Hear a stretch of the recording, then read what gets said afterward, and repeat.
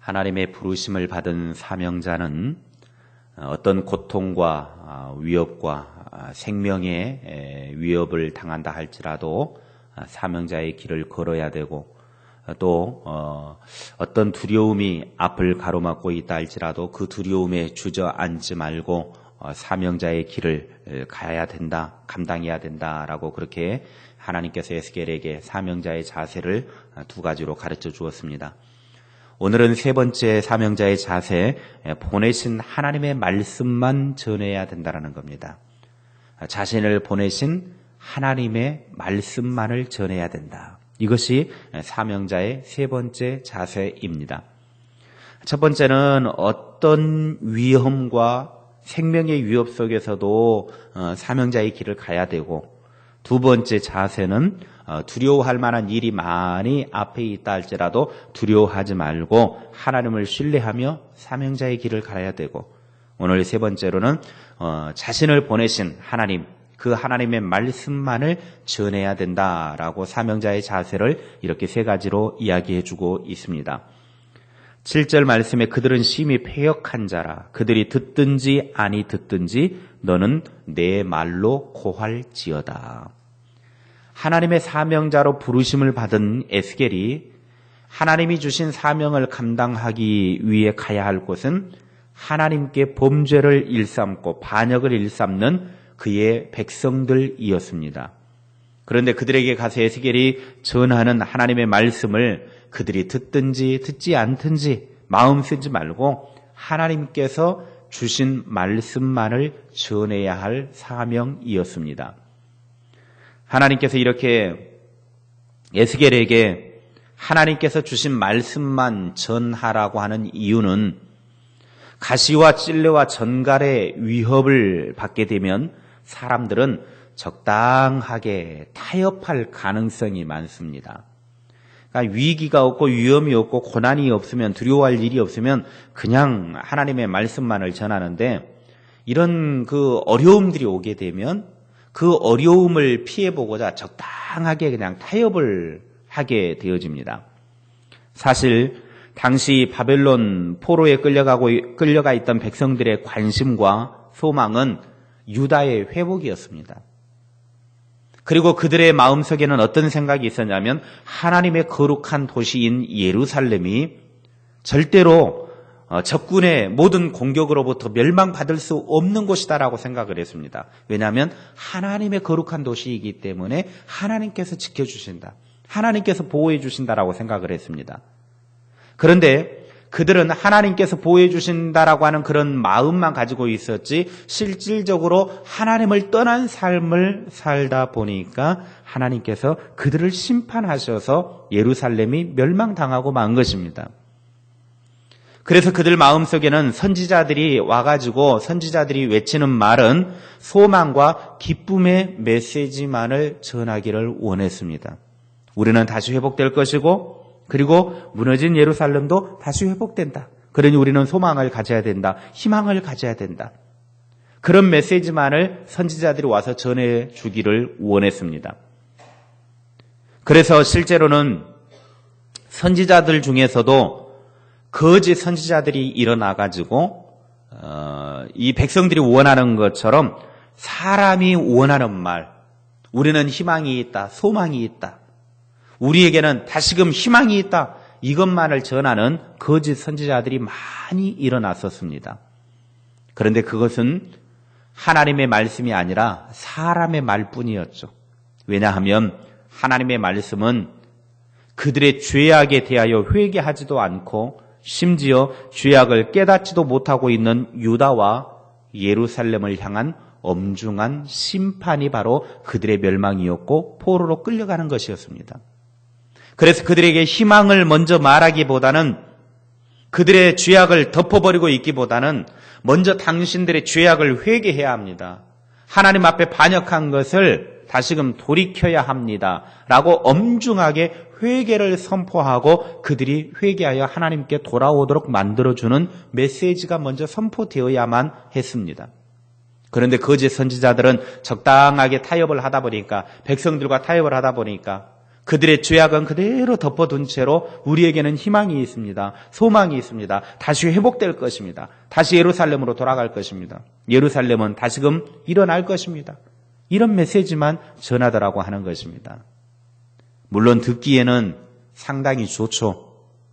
희망을 말하고 다시 회복될 것을 말하니까 듣기에는 상당히 좋습니다. 그러나 그 안에는 지금 썩어 문드러져 가고 있는데 근본적인 문제는 해결하지 못하고 있기 때문에 결국은 아무리 희망을 말한들 그건 참된 희망이 될 수 없습니다.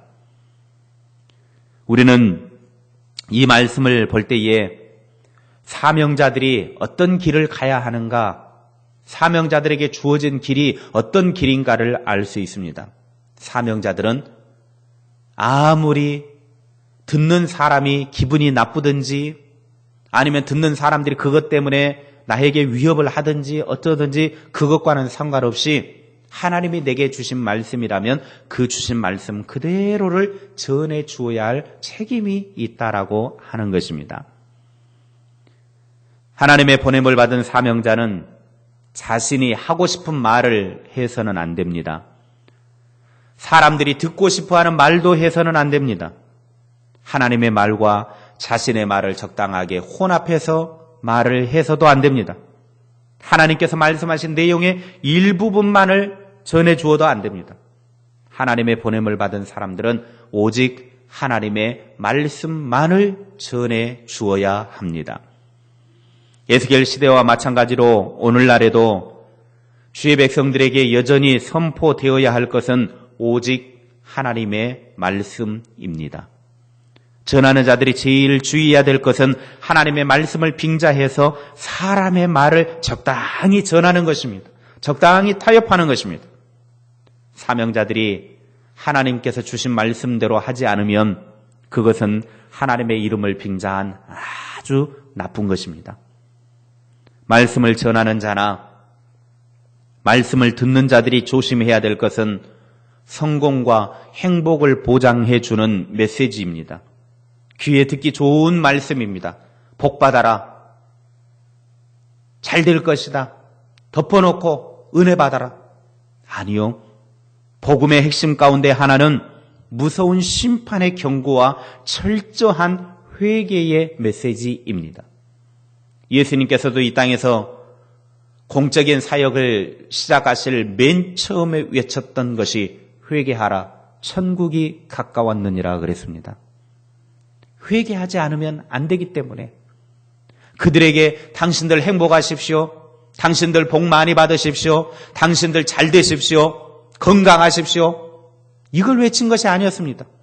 그것보다 더 중요한 것이 뭐였느냐? 회개하여 천국 백성이 되어야 한다는 겁니다. 죄악을 빨리 씻음 받아야 된다는 것입니다. 회개하라.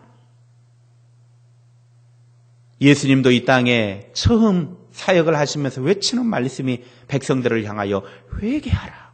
회개하라. 아무리 듣기 좋은 말도 하면 좋긴 하지만 그것보다 더 중요한 것은 우리에게 근본적인 문제를 해결해야 된다는 겁니다. 우리에게는 회개가 필요하다라고 하는 것입니다. 거짓 선지자들의 특징은 회개할 필요도 없다. 우리는 평안하다. 지금 잘 나가고 있다. 그게 거짓 선지자들의 평안입니다. 복 많이 받으면 된다. 건강하면 된다. 돈 많이 벌어라. 이게 복이다. 이렇게만 말을 합니다. 이게 거짓 선지자들의 특징입니다. 거짓 선지자들의 가장 큰 특징을 예레미야 23장 17절에 이야기합니다. 항상 그들이 나를 멸시하는 자에게 이르기를 너희가 평안하리라 여호와의 말씀이니라 하며 또 자기 마음이 완악한 대로 행하는 모든 사람에게 이르기를 재앙이 너희에게 임하지 아니하리라. 거짓 선지자들은 하는 말이 지금 백성들이 썩어 문드러져 있는데 죄악을 저질러서 하나님을 떠나 있는데 멸망 가운데 지금 처해 있는데 하는 말이 그들에게 하는 말이 평안하다. 하나님의 말씀이다. 재앙 아니 너희에게 임하지 않는다. 걱정하지 마라. 여러분 지금 재앙 가운데 있는 사람들에게 이제 곧 하나님의 심판을 받아야 될 백성들을 향하여서 선지자들이 와가지고 하는 말이 거짓 선지자들은 평안하다. 재앙 임하지 않는다. 걱정하지 마라. 지금대로만 가면 된다. 그렇게 외쳤다라는 것입니다. 이런 거짓 선지자들의 외침 때문에 회개해야 할 사람이 회개하지 못했습니다. 결국은 거짓 선지자들 때문에 심판을 당하고 만 것입니다. 미가 3장 5절부터 6절 말씀에 보면 내 백성을 유혹하는 선지자들은 이에 물 것이 있으면 평강을 외치나 그 입에 무엇을 채워주지 아니하는 자에게는 전쟁을 준비하는도다.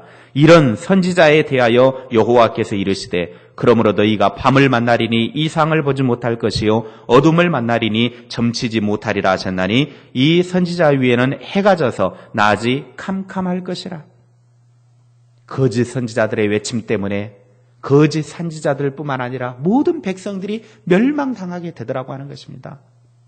하나님의 심판에 거하게 된다는 겁니다.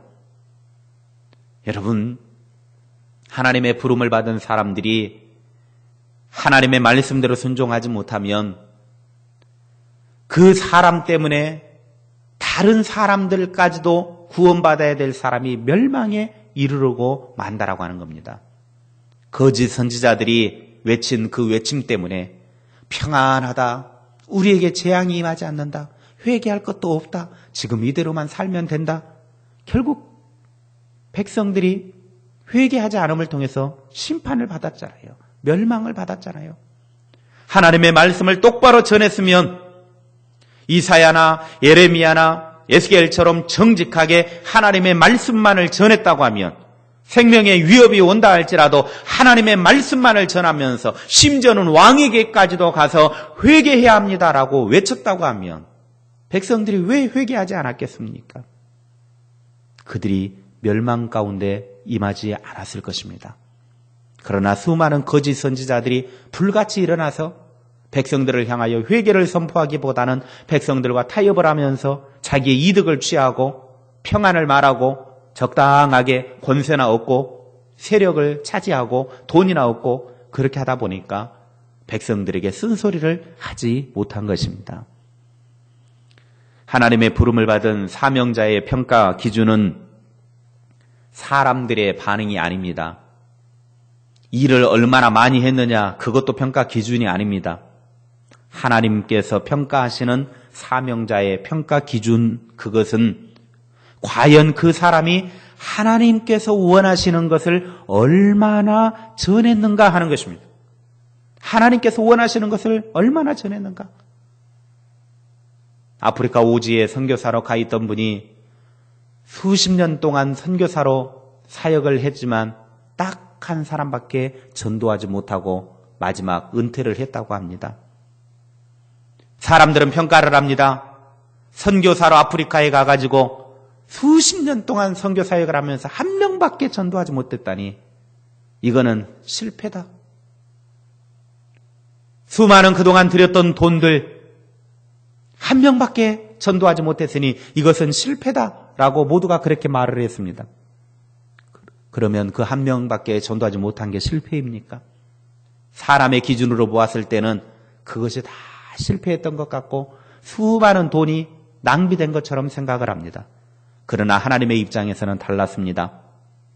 그 선교사 한 사람이 한 명을 전도해놓고 수십 년 동안 한 명을 전도해놓고 은퇴하여 나왔지만 후에 그 한 명이 그 아프리카 지역에 수백 명, 수천 명의 사람을 전도하는 놀라운 역사가 일어났더라는 것입니다.